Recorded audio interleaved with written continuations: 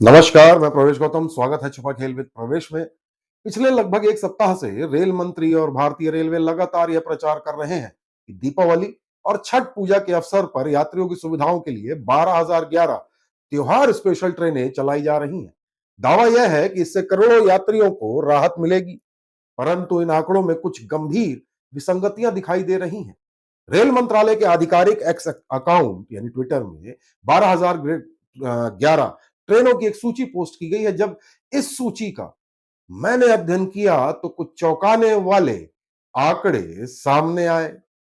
प्रारंभिक तौर पर पता चला कि इन घोषित 12,011 त्योहारी स्पेशल ट्रेनों में से लगभग 5,000 ट्रेनें नवंबर महीने में संचालित की जाएंगी, जिनमें कुछ का संचालन 30 नवंबर तक प्रस्तावित है। वहीं लगभग 2,500 ट्रेनें 1 से 15 अक्टूबर के बीच ही चला दी गई, यानी त्योहार से काफी पहले या दीपावली से काफी पहले या फिर छठ त्योहार के काफी बाद तक। अब सवाल यह है कि क्या 1 से 15 अक्टूबर के बीच कोई व्यक्ति दीपावली के लिए घर जाएगा क्या? स्वाभाविक रूप से नहीं जाएगा। त्योहार यानी दीपावली और छठ पूजा के लिए यात्रा आमतौर पर 15 अक्टूबर के बाद शुरू होती है और अधिकतम, चूंकि 28 को छठ त्योहार खत्म हो रहा है, 31 अक्टूबर तक यात्री अपने गंतव्य यानी कार्यस्थल पर वापस आना चाहेंगे। इस अवधि को ही त्योहारकालीन यात्रावधि कहा जा सकता है और इस दौरान लगभग, जो सूची में दिया है, 3,500 ट्रेनें ही चलाई जाएंगी। 12,011 नहीं, 3,500। ऐसे में 1 से 15 अक्टूबर या 1 से 30 नवंबर के बीच चलाई गई ट्रेनों को दीपावली या छठ पूजा स्पेशल यात्री ट्रेन बताना एक प्रकार से मुझे तो भ्रामक प्रतीत होता है। भारतीय रेलवे आंकड़ों की बाजीगरी में माहिर हो गया है। ऐसा लगता है कुल ट्रेनों की संख्या बढ़ा चढ़ाकर बताई जा रही होंगी, जबकि असल में इनका त्योहार से सीधा संबंध मुझे तो नहीं दिख रहा है। संभवतः इस बार यह विशेष प्रचार अभियान बिहार चुनावों को ध्यान में रखकर चलाया जा रहा है, ताकि रेलवे की उपलब्धियों का शोर चुनावी मैदान तक गूंज सके। मोदी सरकार शायद छठ पूजा की स्पेशल ट्रेनें और महिलाओं को बिहार में 10,000 रुपए की सहायता, नीतीश सरकार के द्वारा ये जो योजना के सहारे ही बिहार में जन समर्थन जुटाने की रणनीति बना रही होगी। जबकि यही भाजपा गुजरात या महाराष्ट्र में होती है तो वहां विकास और प्रगति की बातें करती है। त्योहारों के दौरान स्पेशल ट्रेनों में अव्यवस्था, देरी और भीड़ भाड़ आम बात है। आरक्षित सीटों पर अनाधिकृत यात्रियों का कब्जा, शिकायतों का समय पर ना सुलझना और टीटी की अनुपस्थिति, यह सब हर साल दोहराया जाता है। यदि आपने इन ट्रेनों में सफर किया है तो समझ में आ गया होगा। 21 अक्टूबर को भोपाल रेल मंडल के डीआरएम पंकज त्यागी ने प्रेस वार्ता में कहा कि स्पेशल ट्रेनों के संचालन के लिए पर्याप्त मैनिंग यानी मानव संसाधन की व्यवस्था की गई है। आप भी सुन लें उन्होंने क्या कहा। रेलवे ने इस दिवाली पर जो एक्स्ट्रा रश था उसको क्लियर करने के लिए काफ़ी वृहद अरेंजमेंट्स किए थे। अब हमारा नेक्स्ट जो एक पर्व आ रहा है वो छठ का पर्व है, जिसके लिए भी रेलवे ने काफ़ी एकदम तैयारियां की हैं। इसमें सबसे पहले हम लोगों ने यहाँ से कुछ स्पेशल ट्रेन भी चलाने का प्लान किया हुआ है। नॉर्मली ये भी देखा गया है कि जो हमारा रिजर्व पैसेंजर है उसको उस टाइम पे काफ़ी ज़्यादा दिक्कत होती है। इसको सुचारू रूप से चलाने के लिए हमारे पास आरपीएफ स्टाफ, कमर्शियल स्टाफ, इसके अलावा जो हमें एडिशनल मैन पावर की ज़रूरत थी वो भी हमने मेजर स्टेशंस पे अरेंज किए हैं, जिसमें भोपाल, इटारसी, आरकेएमपी, बीना, इन सब पर हमारी अतिरिक्त मैन पावर अवेलेबल है ताकि किसी को भी दिक्कत ना रहे। सुना आपने डीआरएम साहब का जो कहना है, पर हमारे सूत्रों ने जो जानकारी दी वह भोपाल डीआरएम के वक्तव्य से संभवतः मेल नहीं खाती।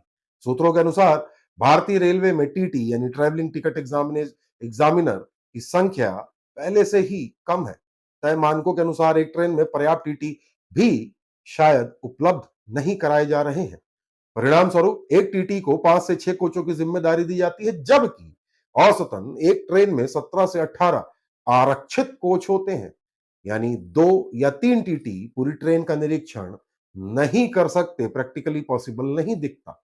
इससे यात्रियों की सुरक्षा, जांच और सुविधा तीनों प्रभावित होती हैं। यह हाल रेगुलर ट्रेनों का है। स्पेशल या वीकली ट्रेनों में तो स्थिति और भी खराब बताई जा रही है। हमने इस मुद्दे पर भोपाल रेल मंडल के डीआरएम पंकज त्यागी और सीनियर डीसीएम सौरभ कटारिया से संपर्क किया, सवाल पूछे और उन सवालों की एक प्रति पश्चिम मध्य रेलवे के principal chief commercial manager Manish Tiwari को भी भेजी, परंतु अब तक किसी ने भी इन सवालों का कोई उत्तर नहीं दिया कि पर्याप्त मैनिंग कैसे की गई जबकि स्टाफ की कमी है। अंत में सवाल सिर्फ यही बनता है कि रेल मंत्री जी जब रेगुलर ट्रेनों में ही टीटी की शायद भारी कमी है तो इन तथाकथित स्पेशल ट्रेनों में टीटीई कहां से आएंगे, और यदि आए हैं तो बताइए तो किसकी किसकी ड्यूटी लगी है। आंकड़ों की चकाचौंध से जनता को प्रभावित किया जा सकता है पर जमीनी सच्चाई छिपाई नहीं जा सकती।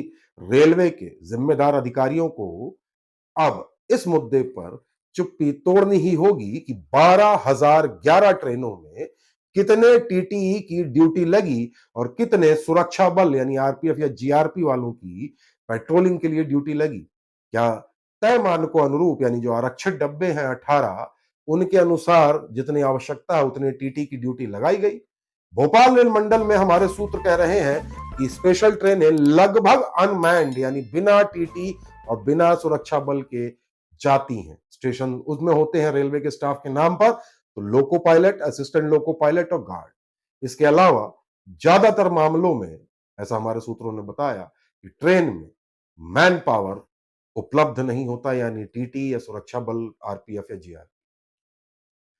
तो रेल मंत्री जी, आग्रह है मेरा आपसे, चेयरमैन रेलवे बोर्ड आपसे भी आग्रह है, इन 12,011 ट्रेनों की जो सूची आपने चलाई है, इस सूची में जिन टीटी की ड्यूटी लगी थी उनकी सूची भी हमें उपलब्ध कराने का कष्ट करें। हम अगले एपिसोड में यदि आपने जवाब दिया तो आवश्यक रूप से उस लिस्ट को सार्वजनिक करेंगे। हमारा प्रयास कैसा लगा जरूर बताइएगा। फिलहाल तो चुनावी आंकड़ों में जनता को उलझाने का प्रयास जारी है। त्योहारी स्पेशल ट्रेन 15 अक्टूबर से 31 अक्टूबर मानी जा सकती हैं। उसके पहले और उसके बाद की ट्रेनों को त्योहारी स्पेशल ट्रेन यानी दीपावली और छठ पूजा के लिए इनके लिए कहना मेरे अनुसार तो कम से कम बेईमानी होगी।